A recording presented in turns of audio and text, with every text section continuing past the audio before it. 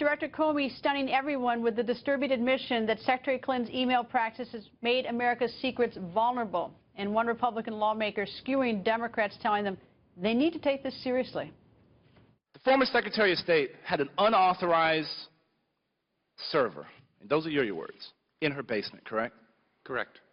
Who was protecting that information? Who was protecting that server? Well, not much. Former Secretary of State, one of the president's most important advisors on foreign policy and national security, had a server in her basement that had information that was collected from our most sensitive assets, and it was not protected by anyone, and that's not a crime? That's outrageous. Activity you investigated make America's secrets vulnerable to hostile elements? Yes. Former Speaker of the House, Newt Gingrich, goes on the record. Nice to see you, Mr. Speaker. Good to see you. Okay, your thoughts about today's marathon hearing? Well, I don't want to disagree too strongly with the Congressman, but look, you have somebody who spent 8 years as the First Lady in the White House, surrounded by secrecy. She spent years, 8 years, in the U.S. Senate, including on the Armed Services Committee, surrounded by secrecy. She spends 4 years as Secretary of State, and we are supposed to believe that magically she knew nothing. She learned nothing. She experienced nothing. I mean, Comey's conclusion verges on insane. I mean, I don't agree about respecting Comey. I can't imagine. You've got perjury in the Congress. You clearly have obstruction of justice. How do you, I mean, you're an attorney. I'm not an attorney, but you get your lawyers over here. Hillary said publicly, oh, the lawyers read everything before they destroyed it. Well, first of all, why are they destroying it? And second, Comey comes along and says, no, they didn't read everything. They read the headline, the title. You go through item after item. When Clifton and I listened the other day to Comey's presentation, for 14 minutes, we thought he was outlining the case for indictment. And he suddenly pivoted. Why? Why? I haven't got a clue. But I'll tell you, Martha Stewart ought to have a big complaint with him.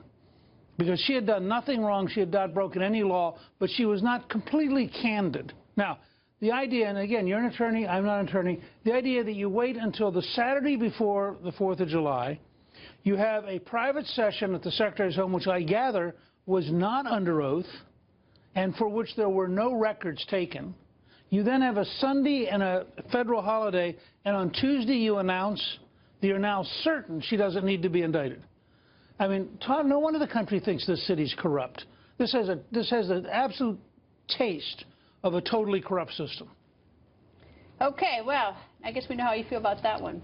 All right, let me ask you about another topic. It's no secret that your name is on the vice president's shortlist for Donald Trump. And last night, Trump dropped this clue at a rally. Newt has been my friend for a long time. And I'm not saying anything, and I'm not telling even Newt anything, but I can tell you, in one form or another, Newt Gingrich is going to be involved with our government. That I can tell you. Can you give me your thoughts on that statement? Well, first of all, I just want to point out to everybody who's watching that you outed my wife's camera fanaticism just a few minutes ago. That was on your Facebook page. That was really funny. Look, we had a great trip to Cincinnati. We've always had a good friendship. I think he is a remarkable figure. He has great strengths. He has weaknesses, but on balance, he's historic. He beat out all those other guys to be the nominee. And I think that we are at a crossroads in American history, frankly captured in part by what happened over the last few days. We're either going to clean up Washington or Washington is going to corrupt the whole country. Is that a yes? You would say yes if he asked you? I think it would be very, very hard for Calista and me not to find a way to serve the country. So that's a yes. That's okay. That's a yes. If I say yes, then it becomes Gingrich admits on Greta's show. So, well, what, I mean, what the heck? Why not? All right, I'm going to go all out.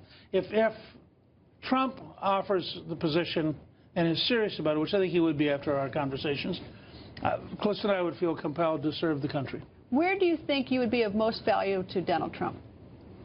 I don't have any idea. No, as vice president. I mean, like you said, he has strengths and weaknesses. So where, I mean, where do you think, what would you bring to the ticket? I mean, somebody said I thought very ably yesterday, he really has a growing sense of what we need to do. I've had a lot of experience in Washington about how you would get that done.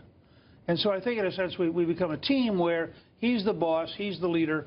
We're moving in the direction of some very big changes. For example, fixing the VA. I mean, the Veterans Administration is an immense scandal, and it hurts our veterans, and it's just wrong. Now, getting that through the Senate, through the House, thinking it through, there are a lot of details in there. And my sense is he's a guy who's run a pretty big empire by delegating very specific tasks, staying in touch with them, but recognizing a lot of different people have to be involved. So I think my job would be to say, if you want to get us to here and fixing the Veterans Administration, we need to think through these things, bring in these folks, know who in the House and the Senate is going to really matter to get it done, that sort of thing. Did he give you any indication, yes or no, whether he's going to pick you? No, he didn't give me any indication at all. No hint at all? Not a hint. Does he ask for your tax returns? Well, no, I'm being vetted. I'm being vetted. I think five or six people are being vetted. We're at a stage where we can all, we can look you in the eye and say, yes, I'm being vetted. I have no idea what that means in terms of Donald Trump. I mean, he is the only person that matters. He will eventually decide, I think, either Wednesday or Thursday of next week, this is the person I want, and I think they'll announce it either Thursday or Friday so that they dominate the weekend news going into the convention. All right. Will you be on our show that night? Which night? The night that's announced? Probably. Okay. Because how can I turn you down? All right. Well, now I just want to get it on the air so that I didn't want to be saying that you were a liar and you didn't keep your promises. He said he'd come on the show. Mr. Speaker, thank you very much for joining us. This whole thing was a setup? It was a setup. Anyway, thank you, Mr. Speaker. Thank you.